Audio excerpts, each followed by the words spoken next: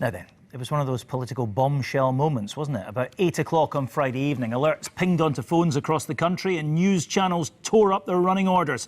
Boris Johnson, that massive attention sucker, had done it again, resigning without notice and launching a ferocious volley at the government he left behind. With Johnson acolytes Nadine Dorries and the former Culture Secretary Nigel Adams, a former Cabinet Office Minister too, resigning their seats, there are 3 by-elections for a flagging Tory party to fight. This is a big moment for Rishi Sunak, but how big? And what could the consequences be? Well, the West Aberdeen and Curran MP Andrew Bowie sits in the Sunak government as an energy minister. Let's speak to him now. Good morning, Mr Bowie. Morning, Martin. How big a deal is this then? Is it a tantrum or is it a civil war? It's certainly not a civil war. I think that when you look at what the vast majority of Conservative MPs and Conservative ministers within the government are focused on this weekend, it's not the comings and goings and the utterances of those close to Boris Johnson. It's actually focused on delivering for the British people, focused on the Prime Minister's priorities, which we believe are the priorities of the British people, and getting on and governing this country in as calm and as sensible a way as possible, something which I think after the drama of the last few years, people rightly expect us to be getting on with. That's certainly what I've been doing, that's what the Prime Minister has been doing, and that's what we continue to do over the next few days. Yeah, but people like you always say that to people like me in situations like this, but what you will also be doing, I know, behind the scenes, is keeping an eye on headlines like this. Big newspapers for your party. There's the Mail on Sunday. It's war, duel for the soul of the Tories. Sunday Express. Electoral slaughter. Jacob Rees-Mogg, among others, Sir Jacob Rees-Mogg, as we must now call him, saying there is going to be a civil war in your party if you block Boris Johnson from coming back. And I was listening to Any Answers, for example, on BBC Radio 4 yesterday. Lots of people calling in to say, he's the guy who made me vote Tory for the first time in my life. I would keep voting Tory if he was on board. You've got a big problem in those famous red wall seats, don't you, if he goes to the other side and starts heaving rocks across at you? I doubt very much that Boris Johnson's about to go to the other side, if you mean the other side being the Labour Party. Well, no, the other side of whatever divide he's going to create. I mean, look, he was saying in his departure statement, just a few years after winning the biggest majority in almost half a century, it's now at risk. Our party needs urgently to recapture its sense of momentum and its belief in what this country can do. We mustn't be afraid to be a properly Conservative government. Why have we so passively abandoned the prospect of a free trade deal? Why have we junked measures to help people into housing or scrap EU directives or promote animal welfare? This is a guy who was the Prime Minister a year ago who is now absolutely lambasting your government.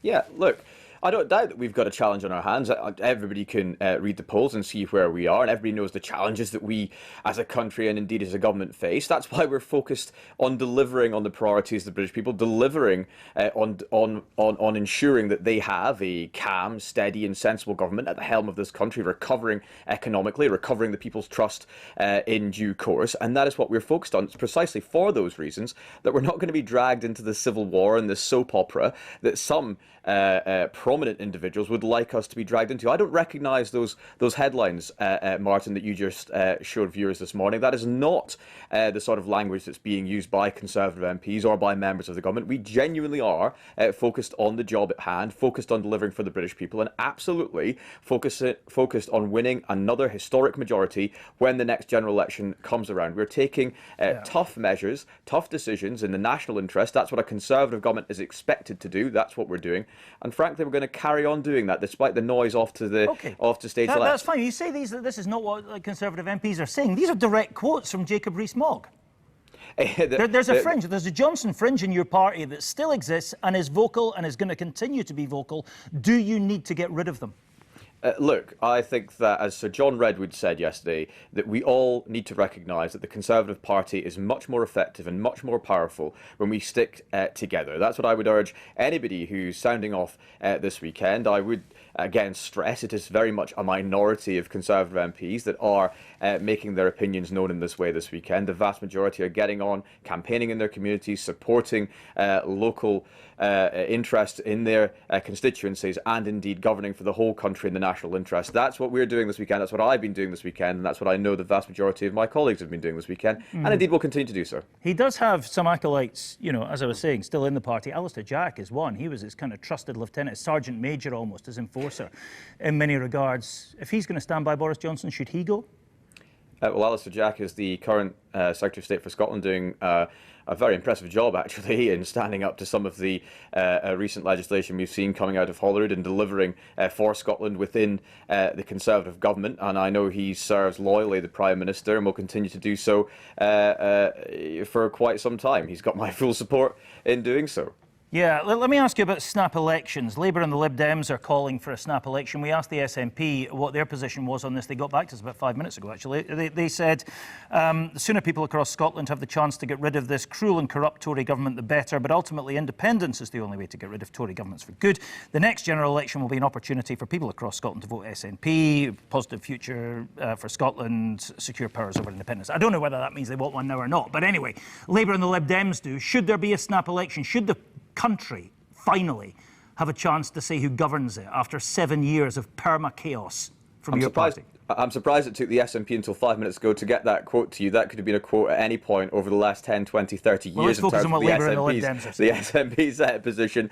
Look, I don't think that a general election would be in the national interest right now. We've got 3 by-elections coming up in England. We've got one in Scotland that we haven't touched upon as well. We're going to go into all of those by-elections fighting to win, fighting to make a good Conservative case for Conservative representation at a local level in these communities, because we believe we have the answers for the people of this country. But right now, I don't think it would be in the national interest to distract from our focus on regaining trust, rebuilding the economy, delivering on the people's priorities, and ensuring that this country has calm, competent and stable government. Something that people have been calling out for, like yourself, Martin, for quite some time. But rebuilding the economy that you've been in charge of for well over a decade. I mean, the problems are largely self-inflicted, aren't they? That's the reason people are saying somebody else should have a go. We did have a global pandemic. We did have a global pandemic and then an illegal war in Ukraine, which has caused incalculable the trust-quarting budget that tanked the economy and caused people to not be able to afford their mortgages anymore.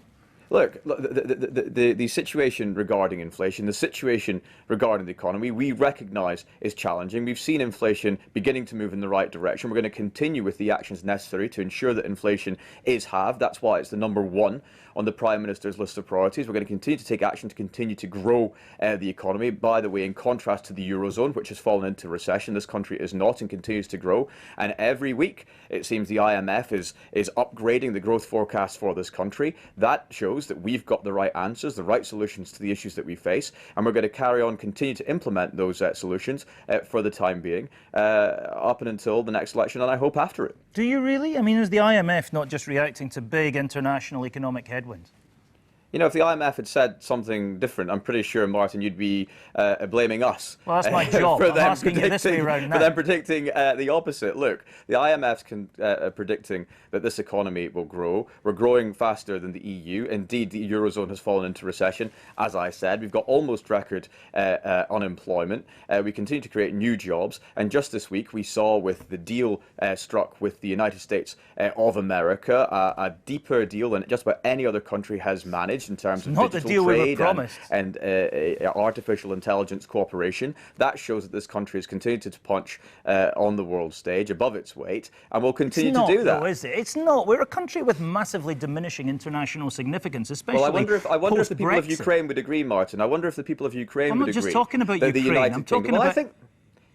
I'm talking about international significance economically, post-Brexit, which has been a disaster on pretty much every measure, hasn't it? Well, we're still the 5th or 6th largest economy in the world, Martin. There's a reason that so many people want to come and live and make their lives in this country, and that's because we've got a firm, secure and growing economy. You don't want them here. There's a reason that, well, that's absolutely not true. There's a reason the United States of America wants to do deeper, enhanced deals with us on things like artificial intelligence, on but won't give you the deal you were after. Cooperation. We're doing individual deals with multiple states across the United States. It's not what we were told when Brexit happened.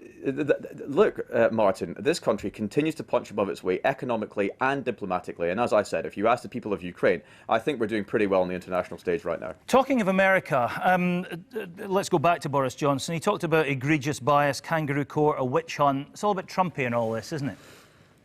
Look, I mean, what Boris Johnson says is a matter purely for Boris Johnson. I mean, he was reacting to a report which I nor just about anybody else has actually seen or had time to digest. I'm pretty sure we'll see it in the coming days, and then we could all make up our minds. But it's not for me to comment on the words used by the former Prime Minister. It's not just coming from his side of the debate, though, is it? I was watching Question Time, as you may well have been as well, a couple of weeks ago. Lord Patten said he was the chair of the Conservative Party when it was the Conservative Party. You've got critics from all angles. It's just got a bit of an end of days feel about this, doesn't it? I disagree. I disagree. I was at the Scottish Party conference just a few weeks ago in Glasgow, and you know, I'm obviously with my colleagues in the House of Commons every week, and there's a sense of optimism and a genuine sense that we are getting on and delivering for the British people. And yes, of course, we recognise that the past few months have been tough, and in the past few years there has been far too much drama at the heart of government, and that's why I believe that Rishi Sunak, in taking the action that he has in the sensible, calm and competent manner in which he's demonstrating that he can govern in a conservative fashion, is the best thing that could happen for this country right now. Do you regret inflicting Boris Johnson upon us and upon yourselves? Look, Boris Johnson, for all that we've discussed this morning, has, you know, a number of huge credits to his name, including resolving the Brexit impasse, recording a historic majority, involving this country in supporting the people of Ukraine, and getting the fastest vaccine rollout in Europe, which enabled us to move beyond coronavirus quicker than some comparable countries. So I think for all the drama, and for all the soap opera that we've been discussing this morning, we have to recognise that Boris Johnson, as Prime Minister, did actually deliver some substantial gains for this country. Hey, listen, you were talking about the report from the Parliamentary Privileges Committee. Should Boris Johnson's leaving honours, or whatever we call them, be paused until that has come out? Because he is rewarding almost exclusively his acolytes, many of whom may be panned in this document, may be seen in a different light after it's published. Should we not wait to bestow these gongs upon them until we know what they're really all about? Look, the resignation honours is a long-standing convention. I'm reminded this morning that in comparison to Boris Johnson's quite short list, Gordon Brown ennobled about 50 Labour supporters and acolytes. He didn't have any of them struck off either, did he, by the Prime Minister? The process is, however, oh, by the way, can I take you up on that, Martin? The list that was presented to the Prime Minister from the House of Lords Commission was the final list. The Prime Minister so did why not was the strike list that anybody. went to the Prime Minister not the same one that went to the King? The Prime Minister did not strike anybody off that list. And in terms of the process for who is on that list and the procedure and the timescale, that's purely a matter for the House of Lords authority. Not damehood, peerage. Look, the list that was presented from the House of Lords authorities to the Prime Minister was the final list. Who blocked He did not strike anybody off the list. Who blocked Nadine Dorries? Look, I can't answer a question that only the House of Lords authorities can give an answer to, Martin. Why do you think they did it? What I'm telling you is, as published yesterday, the final list that was presented was the list that was given to the Prime Minister, and those are the people that will go forward to be ennobled in the House of Lords. Well, never a dull moment, is there? Andrew Bowie, listen, thanks as ever for being with us on this Sunday morning. Andrew Bowie there in Aberdeen.